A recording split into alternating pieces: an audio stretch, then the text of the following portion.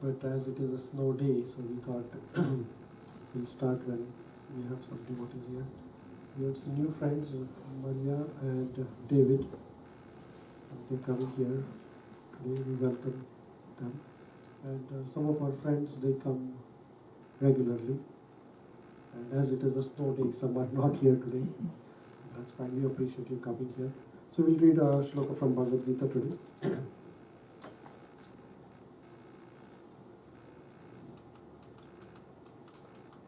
We'll recite our invocation prayer. We all will recite together. Om Jnanatimidandasya Jnananjana Shalakaya Chakshurunmilitam Yena Tasmai Shri Guruve Namah. Shri Chaitanya Manobhishtam Sthapitam Yena Bhutale Swayam Rupa Kadamayam Dadati Swapadantikam Vandeham Shri Guru Shri Yuta Padakamalam Shri Guru Vaishnavamscha Shri Rupam Sagrajatam Sagana Raghunatham Vitam Tam Sajivam Sadvaitam Savadutam Parijana Sahitam Krishna Chaitanya Devam Shri Radha Krishna Padam Sagana Lalita Shri Vishakhamvitamscha. He Krishna Karuna Sindhu Deenabandhu Jagatpate Gopesha Gopika Kanta Radha Kanta Namostute Tapta Kanchana Gaurangi Radhe Vrindavaneshwari Vrishabhanusute Devi Pranamami Hari Priye Vancha Kalpatarubhyascha Kripa Sindhubhya Evacha Patitanam Pavanebhyo Vaishnavebhyo Namo Namaha. Jai Shri Krishna Chaitanya Prabhu Nityananda Shri Advaita Gadadhar Shivasadi Gaur Bhakta Vrinda. Hare Krishna, Krishna Krishna, Hare Hare, Hare Rama, Rama Rama, Hare Hare, Hare Krishna, Krishna Krishna, Hare Hare, Hare Rama, Rama Rama, Hare Hare, Hare Krishna, Krishna Krishna, Hare Hare, Hare Rama, Rama Rama, Hare Hare.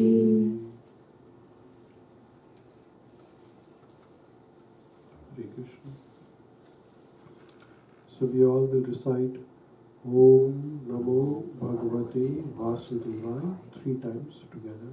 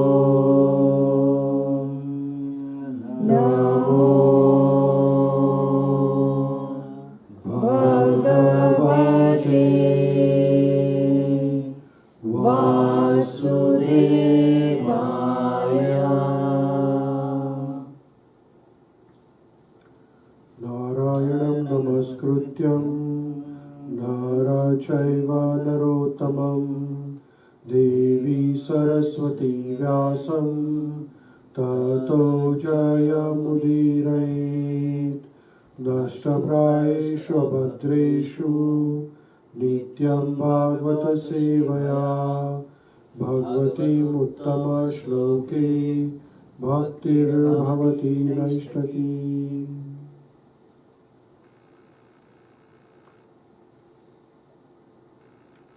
Hare Krishna. Welcome everyone for today's Sunday Fish program. Next week, next Sunday is the Gita Jayanti. Is the day when Bhagavad Gita was spoken 5,225 years back. So that was the time when Gita was spoken, and that is the next Sunday, coming Sunday. So next Sunday we are going to recite this whole Bhagavad Gita from first page to last page, and it will be in Sanskrit and English.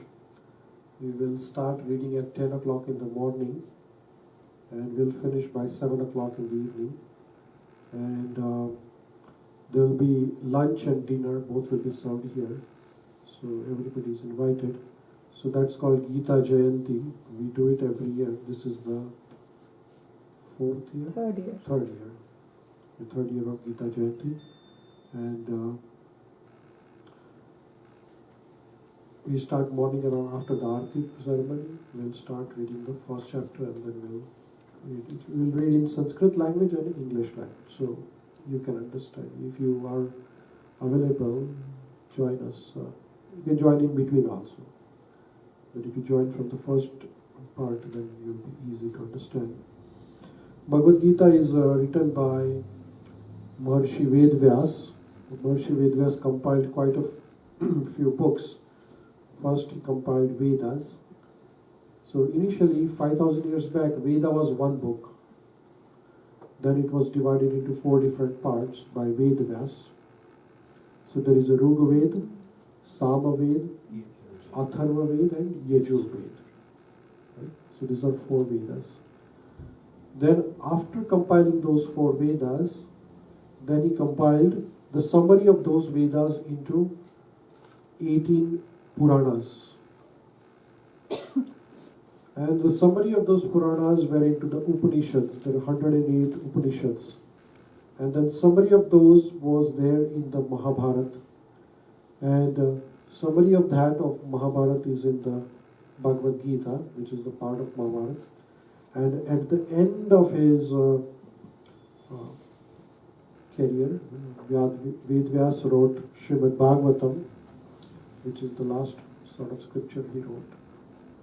So Bhagavad Gita is the part of entire creation of literature by Maharishi Vedvyas. And Gita means the song. Gita, this is G-I-T-A, which means the song. And Bhagavad means the Supreme Person. So this is the song by the Supreme Person. And it is spoken in the battlefield of Kurukshetra. And this is a conversation, the questions and answers between the 2 personalities, Arjuna and Krishna. There are various topics which are discussed in Bhagavad Gita.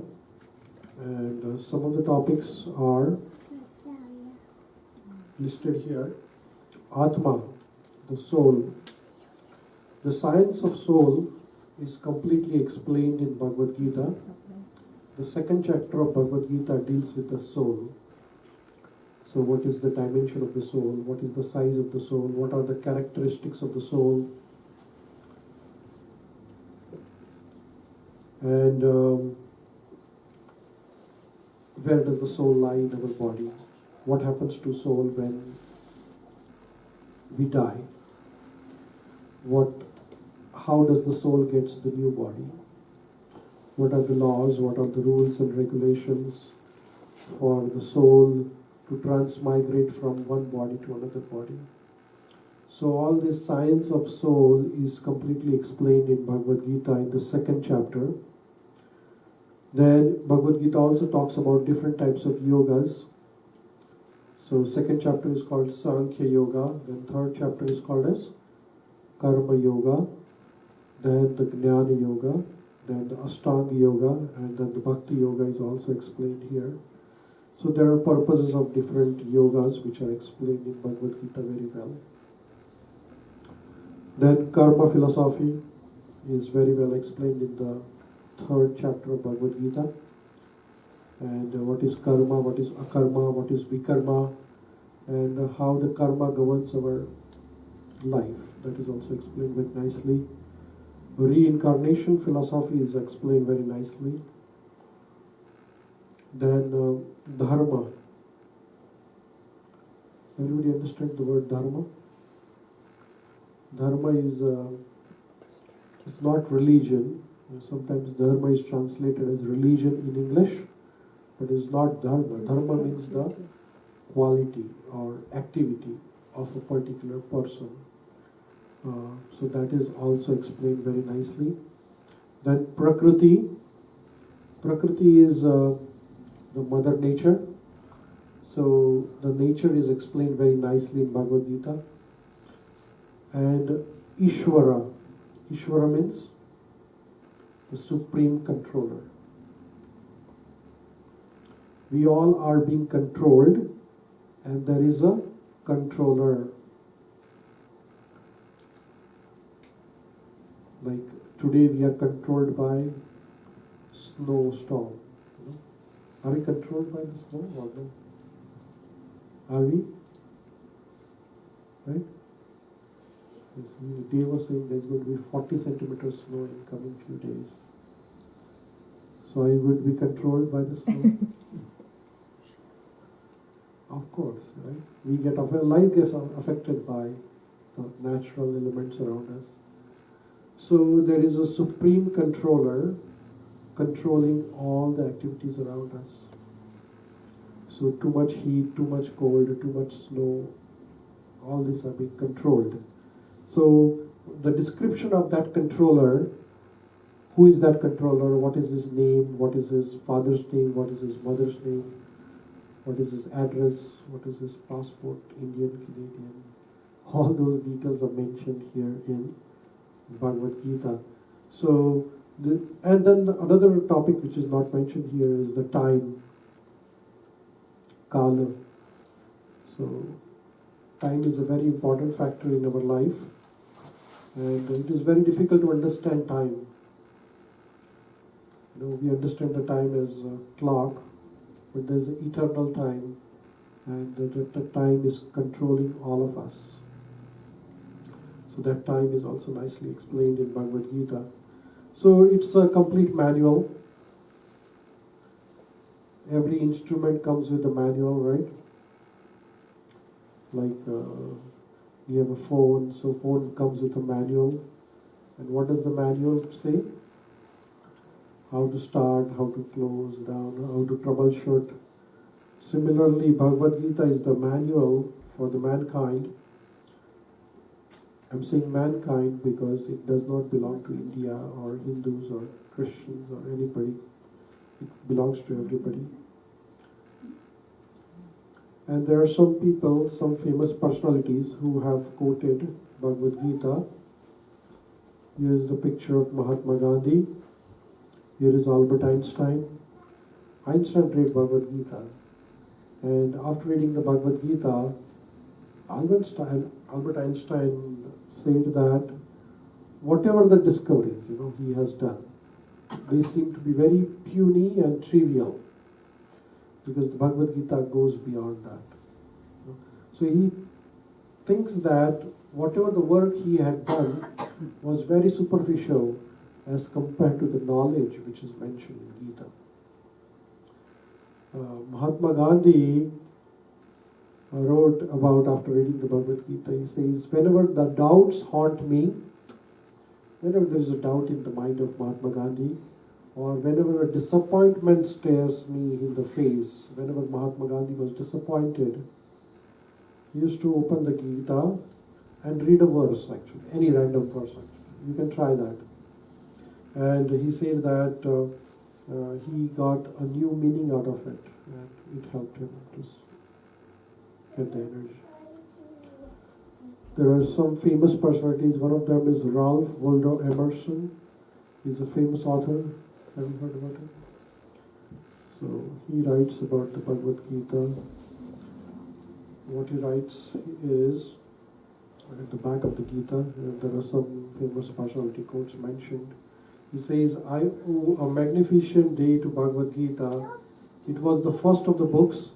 It was as if an entire spoke to us, nothing small or unworthy, but large, serene, consistent, the voice of an old intelligence, which in another age and climate had pondered and thus disposed of some questions which exercise us.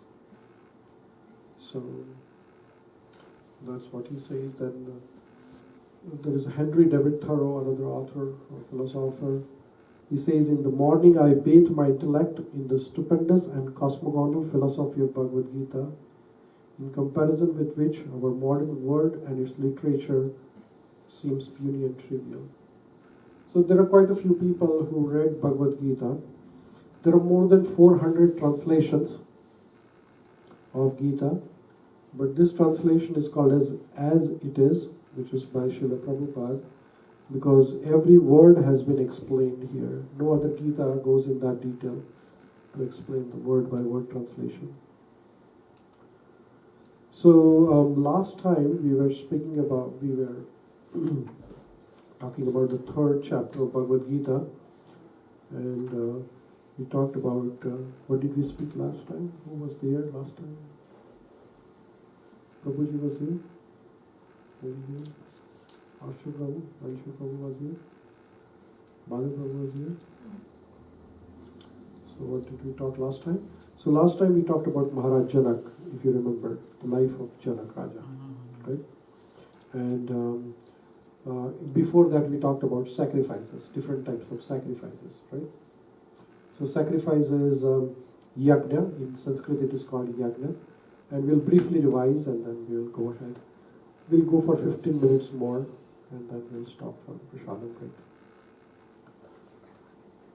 So in the third chapter, 16th shloka, Krishna says to Arjuna that evam pravrittim chakam nanu varta yatiha yaha agraha indriyamno mogham partho sa jivati. He says, my dear Arjun, one who does not follow in the human life the cycle of sacrifice, thus established by the Vedas, certainly leads a life full of sin. Living only for the satisfaction of senses, such a person lives in vain.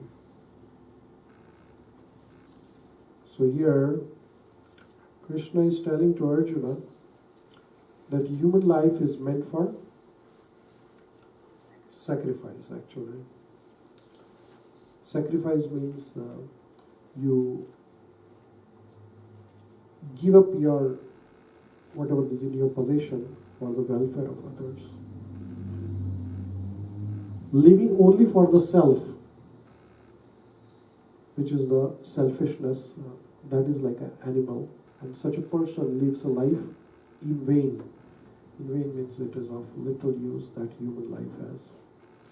And then he describes further about what sort of sacrifice, what do you mean by sacrifice? So those different sacrifices are mentioned clearly, that there are yajna, which are of different types of yajna, and we talked about it, Vishnu yajna, which is the Nishkama yajna, and Karma Kandiya yajna, which is Sakam yajna. So sometimes we help others, but in that we are looking for something for ourselves, either in the name of a name or fame or maybe a charitable receipt or tax benefit or something like that. That is called as Karma Kandiya yajna, which means that you are looking for something out of it. But when you do it without any expectation, that is a Nishkama yajna. And there are various methods of yajna, Dravya yajna, Jnana yajna, and Sankirtan yajna. So, Sankirtan yajna is chanting the holy name. And these are various types of yajnas we talked about. And then we talked about in the Kali Yuga, this current age is called as Kali Yuga. The current age is Kali Yuga because this is the age of, what is this age called as? Quality of this age? What is the quality of the current age? Lazy. That is correct. People are generally lazy, that's true. But that is the quality of people. So, the quality of this current age is that quarrel, fighting is very common nowadays. One country, one person. People fight for no reason sometimes. And another is, what is another quality of? Hypocrisy. Right? So, people fight in the name of religion. Isn't that a hypocrisy? Because religion was meant to love and serve others, but then people fight in the name. So that is hypocrisy. So hypocrisy and quarrel is the quality of the Kali Yuga, and for the Kali Yuga, this mantra has been recommended, which is the Maha Mantra. So Hare Krishna, Krishna Krishna, Hare Hare, Hare Ram, Ram Ram, Hare Hare. So this is the mantra recommended. And you can sing this mantra in various ways, as we have talked many times before also, that you can chant while driving, while cooking, while doing any other activity, you can recite the mantra. And you can recite all these beads also. We have talked about this before, right? And then Krishna is explaining the principle of Karma Yoga. After doing the sacrifice, explaining about the sacrifice, so somebody may say that I don't have any money, I don't have any time to chant the mantra, or I don't have money to do the fire sacrifice.